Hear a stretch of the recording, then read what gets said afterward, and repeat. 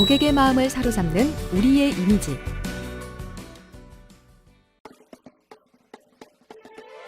어느 것이 길게 보이나요?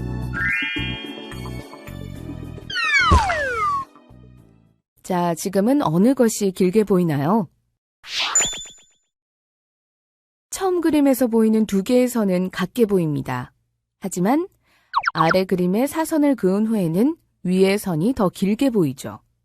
하지만 두 개의 선을 재어보면 같은 길이입니다.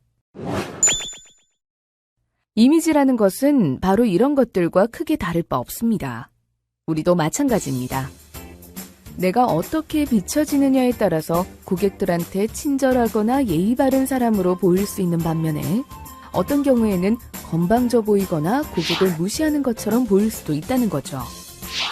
우리가 고객들한테 비춰줘야 하는 모습은 예의 바르고 자신의 업에 대해서 자부심을 가지고 자신감 있으면서 한편으로는 정중한 자세의 공단 직원의 모습으로 비춰져야 합니다. 그럼 어떻게 해야 이런 모습을 만들 수 있을까요?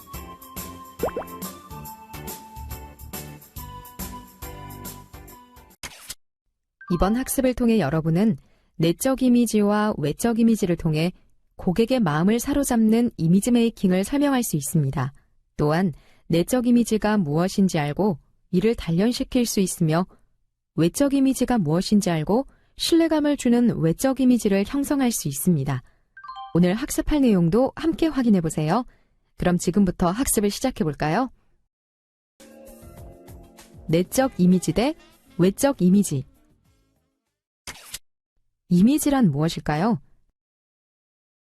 이미지는 내적인 이미지와 외적인 이미지로 나뉩니다. 개념부터 말씀드리면 내적 이미지는 호감을 유지시키고 발전시키며 외적인 이미지는 호감을 줍니다. 여기서 고객에게 보여지는 것이 외적 이미지이며 내적 이미지는 보이지 않는 모습입니다. 이미지를 빙산에 비유해 볼까요? 빙산 위에 보이는 부분들을 바로 우리가 외적 이미지라고 하고 빙산 아래에 보이지 않는 부분을 내적 이미지라고 합니다. 빙산의 일각이라는 표현처럼 보여지는 모습보다 보이지 않는 모습이 훨씬 더 크며 보이는 것은 보이지 않는 것의 결과물입니다. 우리의 가장 큰 목표는 내적인 이미지와 외적인 이미지를 거의 같은 모습으로, 그래서 내적인 이미지도 굉장히 충실하고 그 충실한 면이 그대로 외적 이미지로 비춰질 수 있도록 만들어가야 합니다. 이미지는 내가 나를 어떻게 만드느냐에 따라서 상대방이 그렇게 볼 수도 있고 아닐 수도 있습니다. 튜닝한다는 말 들어보셨죠? 핸드폰이나 자동차에 많이 쓰는 말입니다. 보이는 모습을 바꾸는 것이지만 성능이 크게 바뀌지는 않습니다. 기계는 바뀌지 않지만 사람은 바뀔 수 있습니다. 내적인 것과 외적인 것을 잘 튜닝하면 혹은 외적인 이미지를 잘 튜닝하면 내적인 이미지가 커질 수도 있습니다. 또한 내적인 이미지를 잘 튜닝해서 외적인 이미지로 비춰질 수도 있습니다. 그렇다면 고객 응대를 하는 공단인으로서의 우리는 어떻게 튜닝을 해야 할까요? 바로 외적 이미지와 내적 이미지를 잘 만들어야 됩니다. 외적인 이미지는 보여지는 것으로 첫인상은 외적 이미지로 결정됩니다. A라는 사람이 있습니다. 그 사람의 첫인상은 무척 좋았습니다. 그런데 이 사람과 업무를 하다 보니 성실하지도 않고 잘난 체하며 자부심이 지나쳐 자만해 보일 때도 있었습니다. 이 사람의 첫인상인 외적인 이미지는 호감이었으나 내적인 이미지가 외적인 이미지를 받치지 못하다 보니 호감이 줄어들 수밖에 없게 됩니다. 하지만 첫인상인 외적인 이미지도 좋고 얘기를 나누다 보니 생각하는 것도 올바르고 성실하고 자기가 한 말에 책임을 질 줄 알고 겸손하고 여러 가지에 대해 유연성도 있다는 것을 알아가면 이 사람에 대한 호감이 계속 유지되고 더 나아가서는 이 사람이 진짜 좋은 사람이라는 생각을 하게 되죠. 그래서 내적인 이미지는 외적인 이미지가 만들어 놓은 호감을 유지시키고 발전시킬 수 있는 것이라고 얘기할 수 있습니다. 빙산에 보이지 않는 모습에 의해서 빙산에 보이는 모습들이 생성되는 것처럼 내가 내적인 이미지를 어떻게 만들고 형성하느냐에 따라서 외적 이미지도 비춰질 수 있습니다. 그렇다면 외적 이미지가 비춰질 수 있는 내적 이미지에는 어떤 것이 있는지, 그리고 내적 이미지를 잘 만드는, 즉 호감을 유지하고 발전시키기 위한 방법은 어떤 것이 있는지 함께 알아볼까요? 내적 이미지. 내적 이미지 중 먼저 긍정적 의미의 내적 이미지에 대해 살펴보겠습니다. 상대의 이야기를 경청하고 화가 났을 때 자신의 감정을 다스리는 모습은 고객을 응대하는 모습에서 지향해야 하는 내적 이미지입니다. 부정적 의미의 내적 이미지도 있습니다. 상대의 이야기는 듣지 않고 자신의 주장만 내세우거나 화가 났을 때 목소리를 키우며 자신의 감정을 다스리지 못하는 모습이 있죠. 이렇게 자신의 부정적 감정을 어떻게 표현하는가에 따라 그 사람의 내적 이미지를 알 수 있습니다. 아무도 안 보이는 곳에서도 그 사람의 내적 이미지를 알 수 있습니다. 주변에 보는 사람이 없다고 쓰레기를 아무데나 버리거나 차를 운전하면서 담배를 피우고 담뱃재를 아무데나 휙 버리는 모습, 그리고 자신의 차가 지저분한 건 싫으면서 도로에는 아무데나 쓰레기를 버리는 모습 등 우리는 이런 행동에서도 그 사람의 내적 이미지를 짐작할 수 있습니다. 우리의 서비스 현장에서는 고객 응대 전에 대기 시의 모습, 물론 정중한 대기 자세도 있긴 하겠지만 그보다는 자신의 업무에 있어 고객을 응대했을 때 더 잘하기 위해서 준비하는 모습도 바로 내적 이미지에 드러나는 행동입니다. 그리고 생활 속 내적 이미지는 자신의 전문 지식, 교양, 매너 등이 드러납니다. 특히 전문 지식의 습득의 경우 자신의 업무를 잘하기 위해 반드시 알아야 하는 부분입니다. 자신의 업무를 정확하게 알아야 고객과의 상담에서 자신감 있게 설명할 수 있죠. 또한 말하는 습관, 바른 자세, 눈빛이나 제스처 등은 외적 이미지이지만 이 외적 이미지를 통하여 그 사람의 내적 이미지를 알 수 있습니다. 그렇다면 내적 이미지를 향상시키기 위해 우리는 생활 속에서 어떠한 노력을 할 수 있을까요? 먼저 자기애를 키움으로써 내적 이미지를 향상시킬 수 있습니다. 자기애란 자신을 사랑하는 마음으로 자신에 대한 신뢰감을 뜻합니다. 자신에 대한 신뢰가 부족한 사람은 다른 사람과의 관계에도 문제가 발생되기 쉽죠. 우리는 사랑받을 만한 충분한 가치를 갖고 태어난 인격체입니다. 자기애를 키우는 것은 자신의 장단점을 파악하고 인정하는 것부터 시작합니다. 본인의 장단점이 무엇인지를 안 상태에서 자신의 단점을 누군가가 얘기했을 때 맞아. 내가 약간 성격이 급한 게 있어. 고치려고 노력하고 있는데 쉽지가 않네 라고 얘기할 수 있어야 합니다. 우선 나의 장단점을 한번 적어보고 혹 자신의 장점이 떠오르지 않거나 나는 장점이 없어 라는 생각이 들게 되면 다른 사람이 이야기해주는 나의 장점이라도 적어봅니다. 이렇게 적는 것에서부터 자신에게 관심을 갖게 되는 것이고 자신의 장점을 키우고 단점을 극복할 수 있는 첫 단계를 할 수 있습니다. 단점을 인정하고 그것을 극복하려는 모습을 통해 자신에 대한 신뢰를 쌓고 자기애를 키울 수 있습니다.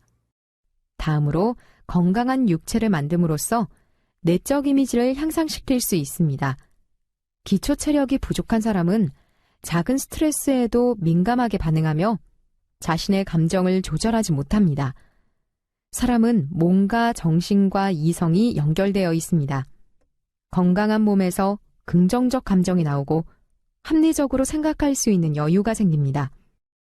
아울러 다독을 통해 내적 이미지를 향상시킬 수 있습니다. 현장에서 업무를 하다 보면 정말 다양한 종류의 고객을 만납니다. 장기적으로 부모를 간호요양하여 정신적으로 피폐해진 사람, 보험료가 체납되어 심리적으로 위축된 사람 등 다양한 종류의 고객들을 만나게 되는데요. 이런 다양한 고객들의 감정을 이해하기 위해서는 역지사지의 마인드가 필요합니다. 자신이 직접 그런 일을 경험했을 때는 상대의 마음을 보다 잘 이해할 수 있으나 현장의 직원이 모든 것을 경험하기는 쉽지 않죠. 그래서 간접적 경험으로 고객을 이해할 수 있는 좋은 방법이 바로 독서입니다. 이와 함께 전문 지식을 배양하여 내적 이미지를 향상시킬 수 있습니다. 각자의 직무에 정통한 전문적인 지식과 능력을 갖추면 책임감, 성실성, 겸손함, 신뢰감, 자신에 대한 자부심, 열정, 이상, 신념, 그리고 긍정적 오픈마인드가 형성되어 내적 이미지를 향상시킬 수 있는 것이죠. 외적 이미지.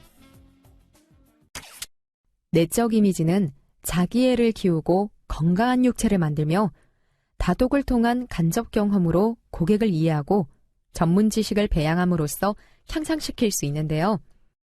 어떤 사람이 당신을 만났을 때 당신과 대화를 하면 품격 있고 인격도 느껴지는데 당신의 첫인상이 청결하지 못한 사람이라거나 이상한 사람이라고 느껴지면 안 되겠죠?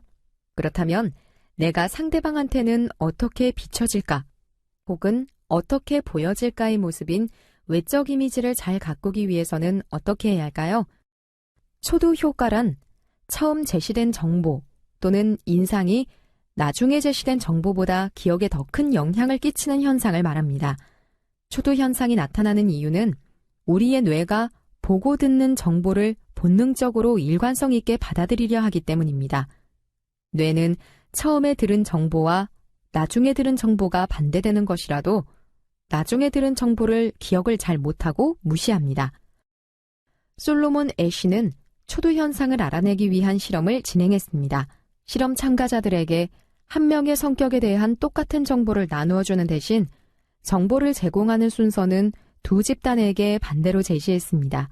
A 집단에는 김영희는 지적이다, 부지런하다, 충동적이다, 비판적이다, 고집스럽다, 질투심이 많다라고 이야기를 하고 B 집단에는 김영희는 질투심이 많다, 고집스럽다, 비판적이다, 충동적이다, 부지런하다, 지적이다라고 소개를 했습니다. 그런 다음 실험 참가자들에게 김영희에 대한 느낌을 물어보았습니다. 실험 결과 사람들은 A 집단의 사람은 김영희에 대해 대부분 호감을 느낀 반면 B 집단의 사람들은 비호감을 나타냈습니다. 자세히 살펴보면 알겠지만 김영희에 대한 이미지는 순서만 바꿨을 뿐인데 많은 사람들이 느끼는 호감도가 달라졌습니다. A 집단에게는 똑똑하다, 근면하다라는 긍정적인 말이 초두 효과를 일으켰고 B 집단에게는 질투심이 많다, 고집스럽다라는 부정적인 말이 초두 효과를 일으킨 것입니다. 이로 보아 사람들에게 있어 첫인상은 사람을 판단하는 데 큰 영향을 끼친다는 것을 알 수 있습니다. 사람들은 어떤 사람을 저 사람은 정말 좋은 사람이야 라고 판단을 했을 때 그 사람이 실수를 하더라도 실수였을 거야 라고 생각을 합니다. 왜냐하면 사람은 인지적으로 부조화가 되는 걸 싫어하기 때문입니다. 인지적으로 조화롭지 않으면 어떻게 해서든 맞추려고 하기 때문에 뭔가 피치 못할 사정이 있었을 거야 라고 생각을 한다는 거죠. 현장에서 만나는 고객들은 거의 처음 만나는 사람입니다. 처음 만나는 고객들한테 우리의 첫 느낌, 첫인상이 우리 공단의 이미지를 대표합니다. 그랬을 때 내가 어떻게 비춰지느냐가 우리 공단, 우리 지사, 우리 팀의 첫 느낌이 됩니다. 바로 내가 우리 공단을 대표한다는 것입니다. 옷도 이상하게 입고 머리도 헝클어진 상태에서 고객을 응대했다면 고객들은 여기 뭐 이래라고 생각을 합니다. 그래서 외적 이미지를 어떻게 갖고 있는지가 중요한 것이죠. 그렇다면 이러한 외적 이미지를 구성하는 것은 무엇일까요? 외적 이미지는 5가지 요소로 구성됩니다. 사람을 처음 만났을 때 바로 보여지는 부분으로 처음 만났을 때 상대에게 해야 하는 인사, 어떠한 모습으로 보여지는지에 대한 자세, 무슨 옷을 어떻게 입었는지의 용모와 복장, 그리고 의사 전달을 위한 대화와 자신의 감정을 나타내는 표정이 있습니다. 이것이 바로 외적 이미지의 5가지 요소입니다. 외적 이미지의 첫 번째 요소인 인사에 대해 살펴볼까요? 인사 방법은 이전과 달리 변하였습니다. 인사의 각도는 작아졌고 미소는 필수, 각도는 선택이 되었습니다. 또한 솔톤이 정답은 아니며 머리를 숙이기 전에는 상대 표정을 보아야 하고 덧붙이는 말을 잊지 않아야 하죠. 예전까지만 해도 인사를 할 때는 무조건 배꼽에다가 손을 얹고 대기 자세에서 안녕하십니까 라며 고개를 숙이는 것이 아닌 허리를 구부려야 올바른 인사라며 몇 도의 각도를 기울이느냐를 강조했습니다. 하지만 이제는 인사의 각도가 중요하지 않다고 얘기를 합니다. 모든 서비스 현장에서 허리 숙여 인사를 하는 모습을 볼 수 있다 보니 고객들은 그런 인사에 익숙해 있고 더 이상 허리를 굽혀서 하는 인사에 만족하지 않습니다. 그리하여 고객들은 각도 인사보다는 고객을 맞이할 때 표정을 중요시합니다. 우리가 인사를 했다라는 표현이 허리를 많이 굽혀서 인사를 하는 것도 있겠지만 웃으면서 인사를 하는 것도 인사를 했다라고 합니다. 웃으면서 고개만 살짝 숙여 어서 오십시오라고 얘기했을 때 더 환영받고 따뜻한 느낌을 받습니다. 그래서 미소는 필수, 각도는 선택이 되는 것입니다. 아울러 인사에 있어 솔톤이 정답은 아닙니다. 예전 개그 프로그램에 전화 상담원이 나와 네네 고객님이라며 하이톤으로 말하는 장면이 인기를 끌었던 적이 있었습니다. 그 당시 우리 서비스 교육에서 강조했던 부분이었죠. 솔톤의 목소리가 상대를 기분 좋게 한다는 이야기였습니다. 하지만 현장에서 솔톤으로 하루 종일 고객을 응대한다는 것은 성대를 다치게 하는 행위입니다. 우리의 업무는 하루 종일 고객과 상담하는 업무를 하기 때문에 하루 종일 솔톤의 목소리로 대화를 한다는 것 자체가 무리입니다. 그래서 인사를 할 때는 본인의 목소리 톤보다 한 톤에서 두 톤 높게 할 것을 강조합니다. 하지만 이 톤 역시 첫 인사에서 진행하는 것이고 고객과 상담을 할 때는 원래 톤으로 상담하여 고객 응대를 오래 할 수 있도록 하는 것이 중요합니다. 이와 함께 인사를 하면서 머리를 숙이기 전에는 상대 표정을 보아야 합니다. 고객과 첫 만남에서 아이 컨택은 중요합니다. 아이 컨택으로 상대 표정을 봐야 하는 이유 중에 하나가 지금 우리 고객의 얼굴이 좋구나, 안 좋구나를 보고 그 상황에 따라서 인사를 하기 때문에 그렇습니다. 우리를 방문하고 우리에게 전화를 하는 고객들의 사연은 무척 다양합니다. 그리고 고객은 자신의 상황을 공단히 알고 자신의 상황에 맞게 응대해 주기를 바랍니다. 예를 들어 일반적 상황의 고객에게는 밝은 표정으로 맞이해야 하지만 그렇지 못한 고객들에게는 따뜻한 미소로 대해야 합니다. 고객의 상황을 조금이라도 알기 위해서는 방문하는 고객의 얼굴을 보고 고객의 얼굴에서 비춰지는 상황을 어느 정도 파악하여 그에 맞는 응대를 해야 합니다.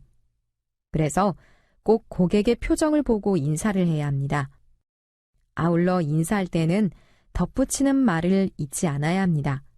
상황이나 환경에 따라서 오시는데 힘들지 않으셨어요? 라든지 날씨 추운데 오시느라고 고생하셨습니다. 라는 덧붙이는 표현은 상대의 마음을 편안하게 해줍니다. 고객에게 우리 공단은 낯선 곳입니다. 게다가 고객은 업무에 대해 잘 알지 못하는 상황입니다. 작은 불안을 갖고 온 고객에게 상황에 맞는 표정과 덧붙이는 인사말은 우리 공단의 신뢰감을 고객에게 심어줄 수 있습니다. 사실 요즘에 인사 그렇게 꼭 중요해라고 얘기할 수도 있겠지만 인사는 중요합니다. 시작과 끝이 바로 인사이기 때문입니다. 조금만 불친절하면 여기는 인사도 안 해라는 이야기를 합니다. 첫인상은 짧은 시간에 결정되며 첫인상은 초도 효과로 고객 응대 시에 제공하는 우리의 서비스를 긍정적으로 또는 부정적으로 바꿀 수 있습니다. 짧은 시간에 제공되는 첫인상을 결정하는 요소가 바로 인사입니다.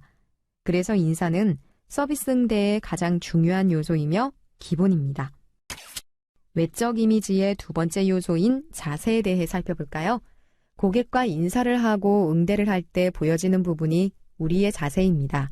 서비스 현장에서 고객과 상담을 할 때 나의 시선은 주로 어디를 향하고 있습니까? 고객을 응시하는 것이 아니라 시종일관 모니터만 바라보며 이야기를 하고 있진 않은가요? 고객은 우리의 외적 부분만 볼 수 있기 때문에 우리의 자세는 매우 중요합니다. 그렇다면 시선을 피하는 모습과 함께 친절하지 못한 태도에는 무엇이 있을까요? 고객 응대 시에 하지 말아야 할 최악의 3끝이 있습니다. 바로 손끝, 볼펜 끝, 턱 끝입니다. 화장실이 어딥니까? 라는 고객의 문의에 저쪽이요 라며 턱 끝으로 가리키며 이야기하거나 이쪽으로 가십시오 라고 할 때 볼펜 끝이나 손가락 끝으로 가리키는 모습은 결코 친절한 모습이라 할 수 없습니다. 이러한 행동은 고객뿐만 아니라 모든 사람들한테 하지 말아야 할 3끝입니다. 외적 이미지의 세 번째 요소인 표정에 대해 살펴볼까요? 인사의 각도보다 상황에 맞는 표정이 필수다라고 이야기할 만큼 표정은 상당히 중요합니다. 입꼬리의 중요성을 한번 보도록 하겠습니다. 두 개의 표정이 있는데요. 눈은 두 개 다 웃고 있는데 왼쪽 표정의 입꼬리는 올라가 있지만 오른쪽 표정의 입꼬리는 처져 있습니다. 어떠신가요? 오른쪽 표정은 우울해 보이지 않나요? 표정에 따라 목소리의 톤도 달라집니다. 입꼬리가 올라간 상태에서 안녕하십니까? 라고 인사를 한 것과 가만히 있다가 한 것은 목소리 톤이 달라집니다. 시종일관 대기 자세에서 생글생글 웃으면 좋겠지만 사람이 그렇게 하는 것은 사실 쉽지 않습니다. 고객을 응대할 때나 상사한테 보고 혹은 결제를 할 때도 마찬가지입니다. 입꼬리를 결정하는 것은 볼굴대의 위치인데 한국 사람들은 가만히 있으면 입꼬리가 내려가 있습니다. 볼굴대는 입꼬리 가장자리에서 8개의 얼굴 근육들이 만나는 지점입니다. 볼굴대의 위치에 따라서 입꼬리가 위로 향하기도 하고 아래로 향하기도 합니다. 1번 그림에서는 볼굴대가 거의 수평에 위치해 있는데 흑인들의 경우 1번의 모습이 많습니다. 2번 그림에서는 볼굴대가 위에 위치해 있는데 백인들이 이런 경우가 많습니다. 백인들의 표정이 부드러운 이유는 바로 볼굴대의 위치 때문이죠. 3번 그림에서는 볼굴대가 아래 위치에 있어 무표정한 얼굴로 있으면 인상이 차가워 보이는데 동양인, 특히 한국인들이 3번 그림의 모습을 많이 가지고 있습니다. 나이가 들면 입술도 아래로 처집니다. 윗입술이 아래로 내려가면서 인중이 길어지고 입꼬리는 더욱 처집니다. 그래서 평상시에 잘 웃고 입꼬리를 올리는 연습을 하는 것이 젊어 보일 수 있는 방법 중에 하나입니다. 그래서 최근 강남의 성형외과에서는 입꼬리를 올리는 시술도 있다고 합니다. 이런 시술이 생길 정도로 첫인상을 결정하는 표정에서 입꼬리는 중요합니다. 그렇다면 입꼬리만 올리면 될까요? 어떤 사람이 훨씬 자연스럽습니까? 모두 진짜 재미있고 즐겁고 행복해서 웃는 것 같아 보이십니까? 두 사진 모두 입꼬리가 웃고는 있습니다. 하지만 더 자연스러운 사진은 눈까지 웃고 있는 왼쪽의 사진입니다. 왼쪽의 사진이 눈이 갸름해져서 더 자연스럽고 행복해 보이는데 이처럼 입과 눈꼬리까지 함께 웃는 미소를 뒤샘 미소라고 합니다. 뒤샘 미소는 뒤센이라는 사람의 이름을 따온 것으로 광대뼈 쪽의 근육이 뇌신경과 연결되어 있어 긍정적인 정서가 반영되며 저절로 미소 지어지며 뇌가 긍정적 정서로 되면 표정도 자연스럽게 웃게 됩니다. 뒤샘 미소를 지은 집단과 그렇지 않은 집단을 종단 연구한 결과 뒤샘 미소를 지은 집단이 훨씬 더 행복한 삶을 살고 결혼에 대한 만족도도 높고 건강한 삶을 살았다고 합니다. 뇌와 표정은 연결되어 있기 때문에 긍정적인 정서가 되었다고 내가 판단하게 되면 표정도 웃게 됩니다. 그런데 거꾸로 의도적으로 활짝 웃으면 뇌는 이 사람이 기분이 굉장히 좋은가 보다라고 생각하게 되어 긍정적 정서가 되었을 때 나오는 호르몬들이 나오게 됩니다.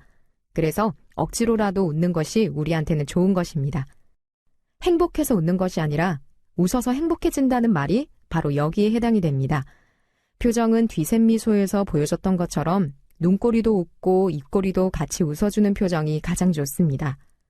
밝은 미소로 고객을 응대하는 것이 오로지 고객의 만족만을 위한 것은 아닙니다.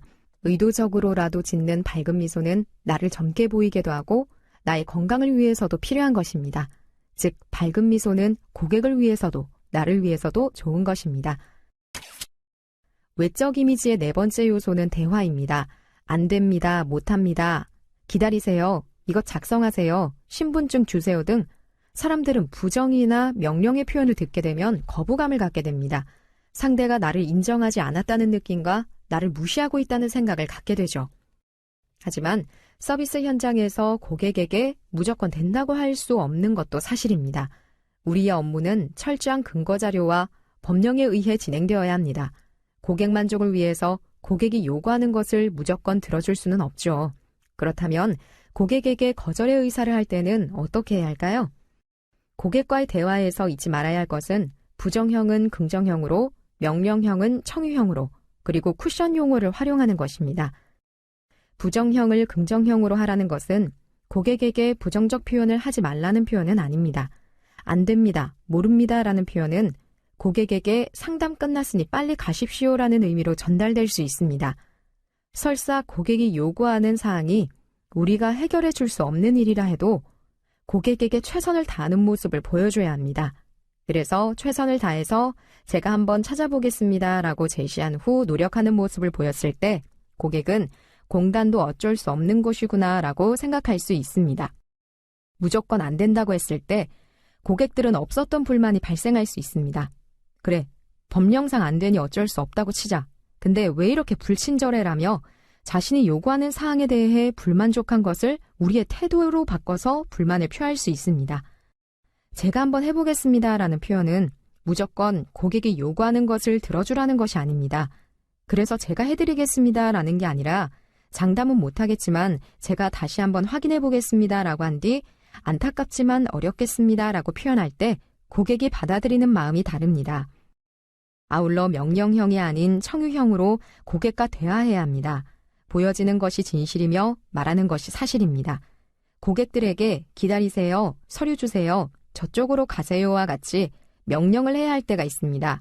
하지만 기다리세요라는 명령의 표현을 기다려 주시겠어요라는 부탁의 의미로 전달할 때 고객은 자신이 명령을 받았다가 아니라 부탁을 받았다라는 사실로 받아들입니다. 이렇게 부탁의 내용을 담은 표현과 함께 고객의 입장까지 헤아려 주는 말을 표현했을 때 고객은 자신의 상황이 빨리 진행되지 않아도 직원이 나의 편이라는 느낌을 받을 수 있습니다. 또한 쿠션 용어를 활용하는 것이 좋습니다. 고객의 상황을 이해하고 있다는 표현은 어떻게 할까요? 우리가 딱딱한 의자에 앉을 때 그 딱딱함을 좀 더 부드럽게 하기 위해 쿠션을 사용하는 것처럼 고객의 상황을 이해하고 있다는 표현을 하는 것이 바로 쿠션 용어입니다. 말에도 쿠션이 있습니다. 안 됩니다, 기다리세요 라는 표현은 딱딱한 표현입니다. 고객에게 부정과 명령의 의미를 전달하는 것은 딱딱한 상황입니다. 이 딱딱한 상황을 좀 더 부드럽게 할 수 있는 표현의 쿠션들이 있습니다. 바쁘시겠지만, 번거로우시겠지만, 힘드시겠지만, 어려우시겠지만, 괜찮으시다면 등의 표현입니다. 이 표현을 사용할 때와 안 할 때의 뉘앙스는 많은 차이가 있습니다. 고객님, 잠시만 기다리세요 보다는 고객님, 바쁘시겠지만 잠시만 기다려 주시겠어요 라는 표현은 받아들이는 사람은 많은 차이를 느낍니다. 번거롭겠지만 현장에서 많은 쿠션 용어를 사용해야 하는 이유가 바로 이것입니다. 신은 우리의 내면을 보지만 사람들은 우리의 겉모습을 먼저 본다라고 합니다. 옷에 신경 좀 써야 하지 않겠니? 라고 말했을 때 편한 게 좋잖아, 대충 입고 사는 거지 뭐 라고 말을 하는 사람들이 있습니다. 내면이 중요하지 외양이 중요하지 않다고 생각하기 때문입니다. 하지만 고객들은 우리의 내면을 알아줄 상황이 되지 못합니다. 입사 면접에서 지원자의 외모나 옷차림이 당락에 큰 영향을 주는가라는 문항에 그렇다 하고 평가한 사람은 66.7%에 달한다고 합니다. 또한 영화 귀여운 여인에서 여주인공은 실제로 우리는 겉모습을 통해 다른 사람을 판단한다고 하기도 하였습니다. 우리의 차림새는 우리를 바라보는 사람의 평가뿐 아니라 우리 자신의 태도까지 바꿉니다. 청바지를 입었을 때의 나의 행동과 정장을 입었을 때의 나의 행동은 결코 같지 않습니다. 옷만 잘 갖춰 입으면 다른 사람들로 하여금 무단 횡단을 하도록 부추기기가 생각보다 쉽다는 주제로 실제 실험을 해보았습니다.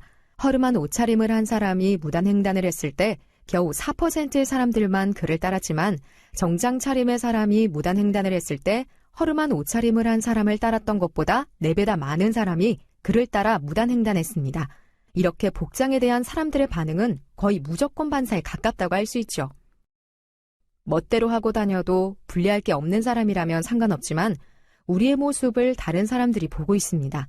사람들은 신이 아닙니다. 바로 우리의 겉모습으로 우리를 판단합니다. 업무 시의 나의 복장은 나를 전달하는 바로미터입니다.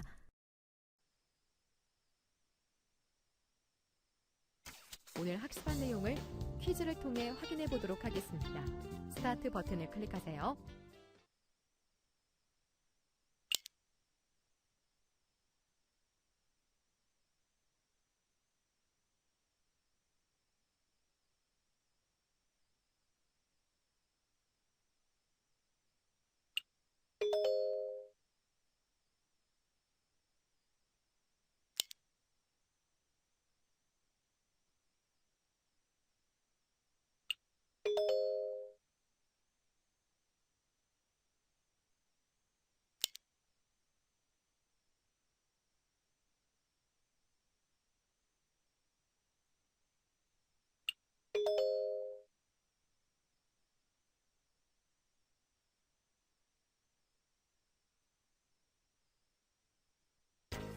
오늘 학습한 내용을 정리해 보도록 하겠습니다.